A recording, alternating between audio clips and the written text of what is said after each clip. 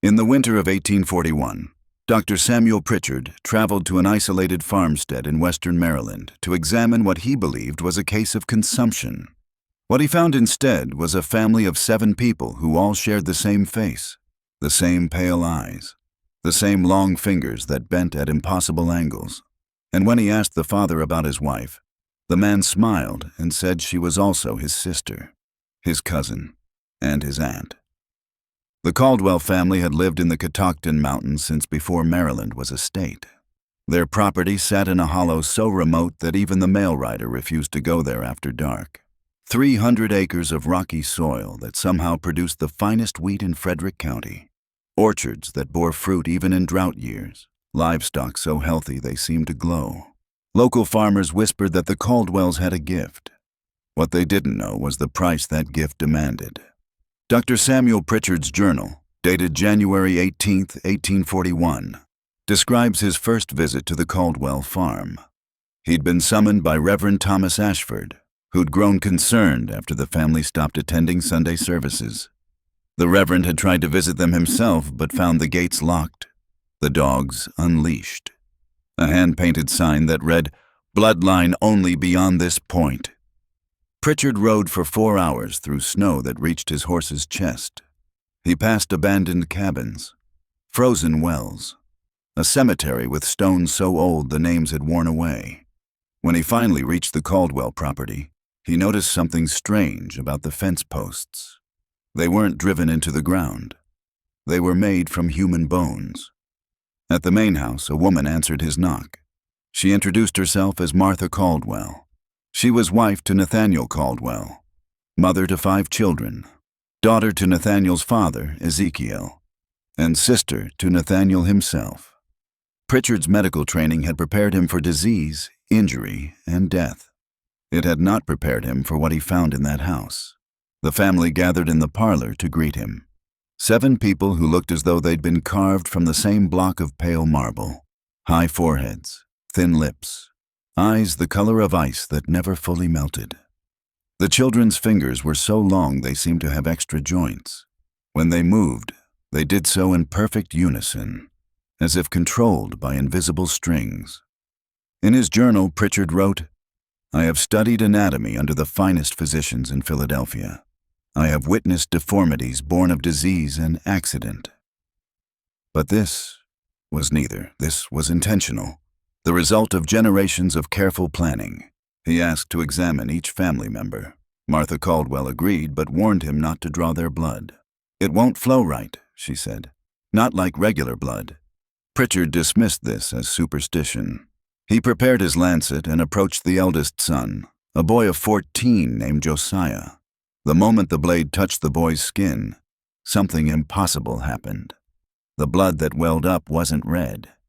It was silver, thick as honey, and it seemed to move on its own, crawling back into the wound before Pritchard could collect a sample. The doctor stumbled backward. The family watched him with those frozen eyes. Martha spoke. "We tried to tell you. Our blood knows what it is. It knows what it's meant to become." That's when Pritchard noticed the portrait above the fireplace. It showed a man and woman from colonial times. They wore formal dress, stood stiff and serious, and they had the exact same faces as every person in that room. "That's the first family," Martha explained. "Thomas and Sarah Caldwell, brother and sister. They started this in 1698. They understood that strength comes from purity, that power grows when it's concentrated. They married each other to keep the gift in the family." She led Pritchard to a library filled with ledgers. Each one documented the family's marriages going back 143 years. Every generation married within the bloodline, brother to sister, father to daughter, uncle to niece. The records were meticulous. They tracked not just marriages but traits, eye color, height, the length of their fingers, the silver quality of their blood. "We're not people anymore," Martha said. "We're the purest expression of the Caldwell line. We're what humans could become if they weren't so afraid to embrace what they are." Pritchard asked about the children. Were they healthy? Did they suffer? Martha's laugh was like wind through broken windows. Suffer? Doctor, they're perfect. Look at them. The 5 children sat in a row on a velvet sofa, perfectly still, perfectly silent. Their skin had a translucent quality, as if Pritchard could see the silver blood moving beneath. When he moved his hand in front of the youngest child's face, the girl didn't blink, didn't flinch, just stared with those icy eyes. They don't need to eat like we do, Martha continued. They draw nourishment from the land itself. That's the gift. That's what Thomas and Sarah discovered. When you purify the bloodline enough, you become part of the earth. You can feel what it needs, make it produce. The soil recognizes us. Pritchard's medical mind searched for rational explanations. Inbreeding caused problems, yes, but this was something else. This wasn't deformity. It was transformation. He asked to see the patriarch, Ezekiel Caldwell. Martha's expression finally changed. Fear flickered across her face. "Father doesn't see visitors," she said. "He's at the deepest stage." But Pritchard insisted. He was a doctor. He needed to understand what he was witnessing. After a long silence, Martha led him to the cellar. The air grew colder with each step down. The walls weren't stone. They were bone. Human bones mortared together with something that looked like dried blood. At the bottom, a door made from a single massive oak plank. Martha knocked 3 times.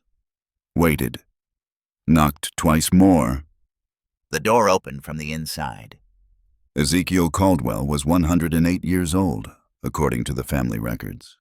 He sat in a chair made from twisted roots. His skin had turned completely translucent. Pritchard could see his heart beating, see the silver blood flowing through his veins, see his bones, which had taken on a crystalline quality that caught the lantern light.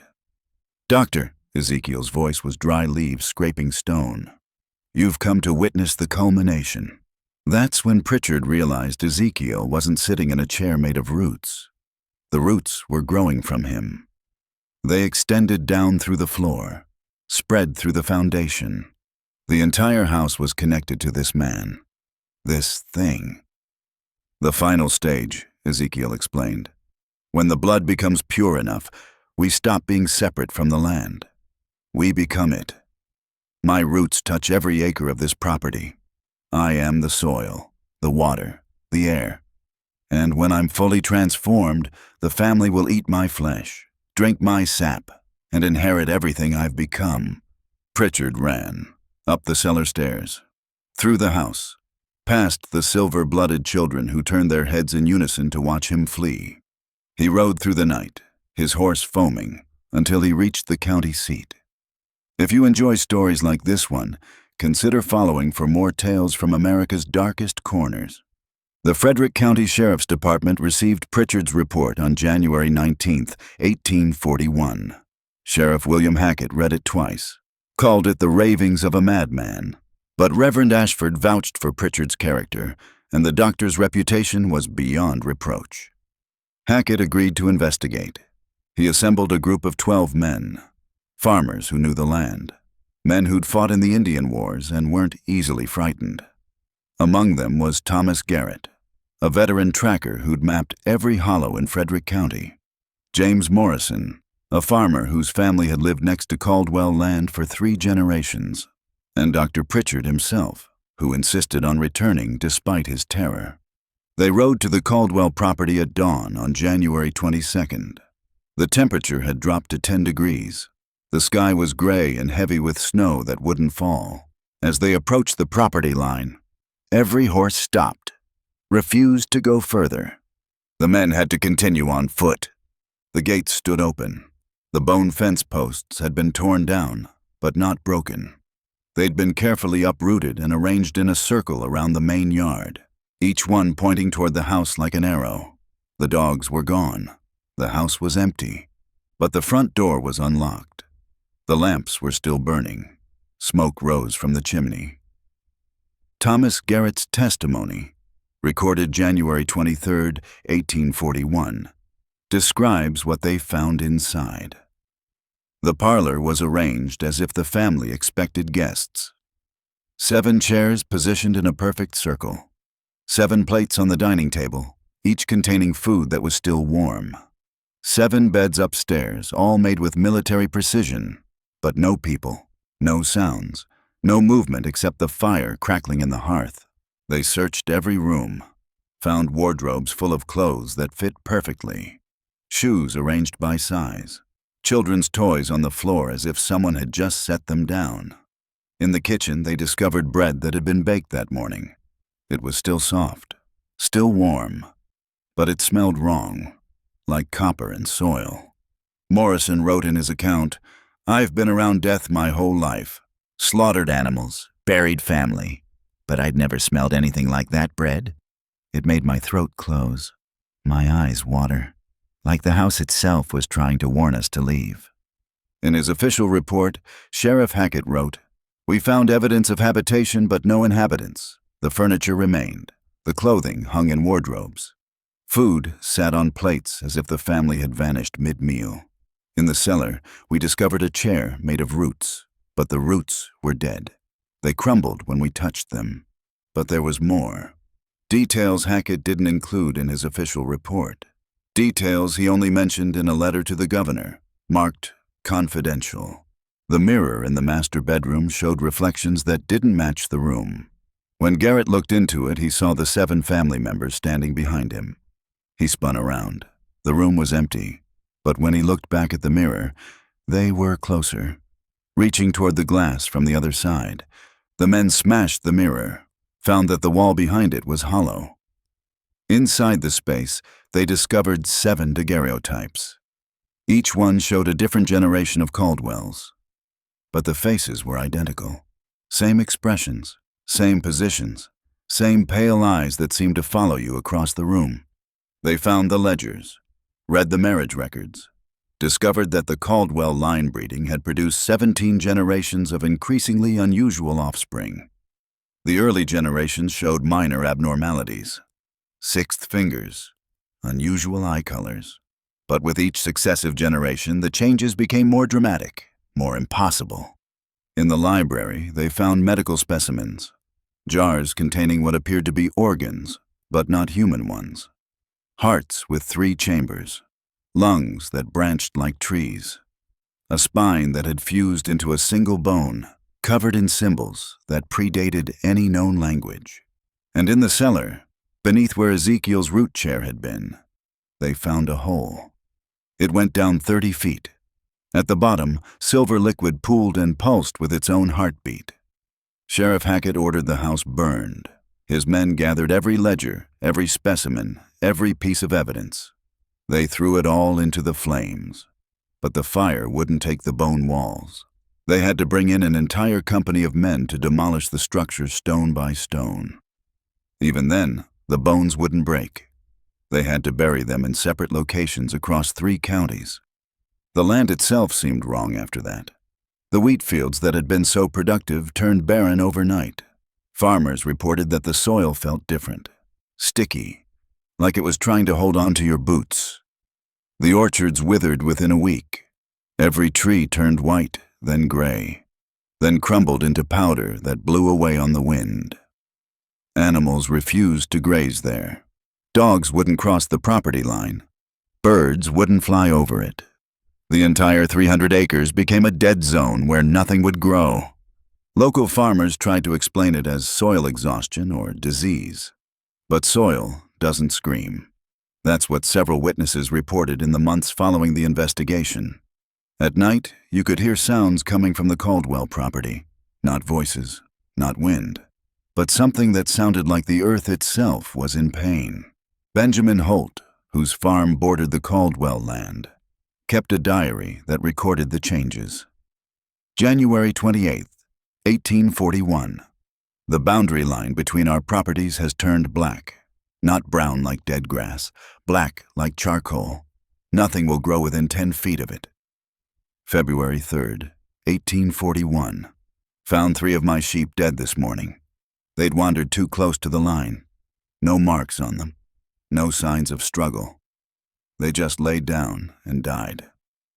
February 15th, 1841. Wife says she saw lights on the Caldwell property last night. 7 of them.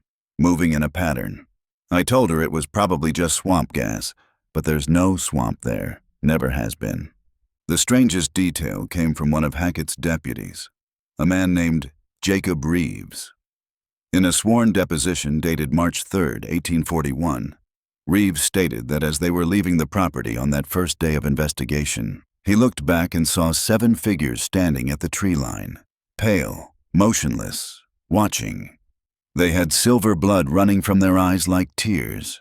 Their fingers were so long they touched the ground even though they were standing upright. When he told the other men, they went back to check. The figures were gone, but in the snow where they'd stood, there were no footprints, just roots, thin, white roots that led away into the forest. The men followed the roots for half a mile before they disappeared into frozen ground. Later that evening, all 12 men who'd been part of the investigation party reported the same dream. They stood in a circular room made of bones.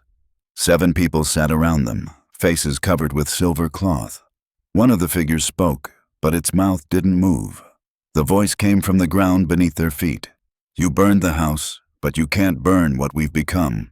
The line continues. It always continues." When they woke, each man found silver residue on their pillows.